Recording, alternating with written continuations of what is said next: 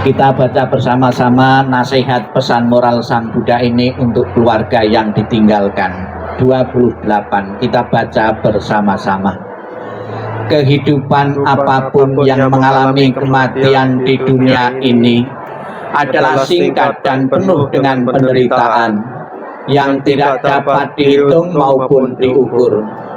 Tidak ada alat apapun yang dapat digunakan untuk melarikan diri dari kematian. Setelah mencapai usia tua, maka kematian tak terelakkan. Bagaikan buah setelah masa akan gugur, demikian pula makhluk yang bisa mati setelah dilahirkan harus selalu menghadapi takutnya kematian. Seperti halnya dengan periuk keramik, haruslah pecah pada satu waktu. Demikian pula kehidupan dari makhluk yang bisa mati telah ditentukan untuk berpisah. Para remaja dan pemuda, yang bijaksana dan yang bodoh, semua ini berada di bawah bayang-bayang kematian. Tiada seorang ayah pun yang dapat menyelamatkan anaknya. Tiada sanak saudara yang dapat menyelamatkan saudaranya ketika mereka harus berpisah dengan dunia ini. Ketika sanak saudara berdiri memperhatikan dan meratap, menyaksikan bagaimana makhluk mengalami kematian, seperti sapi yang digiring ke rumah jagal. Demikianlah semua makhluk akan disergap oleh kematian dan usia tua. Para bijaksana setelah mengetahui sifat alami dunia ini, tidak akan mengalami penderitaan.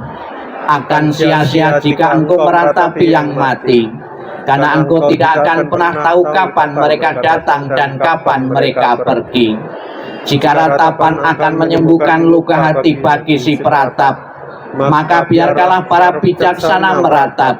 Kedamaian pikiran tidaklah diperoleh melalui ratapan.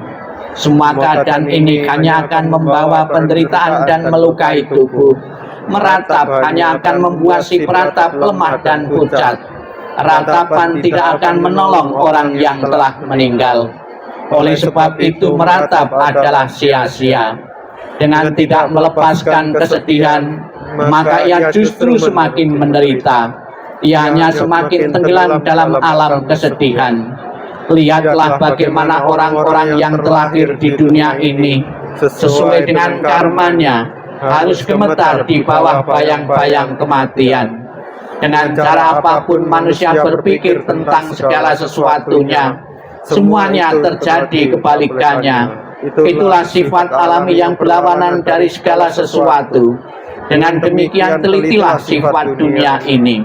Walaupun misalkan seseorang dapat hidup 100 tahun atau lebih, ia tetap harus meninggalkan kehidupan ini dan pada akhirnya kehilangan teman dan sanak saudara. Oleh sebab itu, dengan mendengarkan para bijaksana dan orang suci dan memandang orang yang meninggal, kendalikanlah kesedihanmu.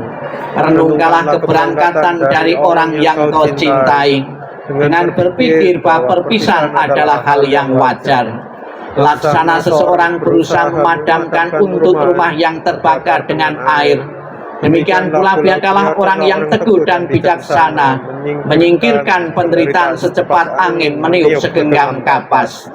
Biarkanlah seseorang yang menginginkan kebahagiaan dirinya membuang luka dari ratapan dan penderitaan yang ditanamnya sendiri. Setelah membuang luka itu dan mencapai keterangan batin, ia akan terberkahi dan terbebas dari penderitaan, mengatasi semua kesedihan.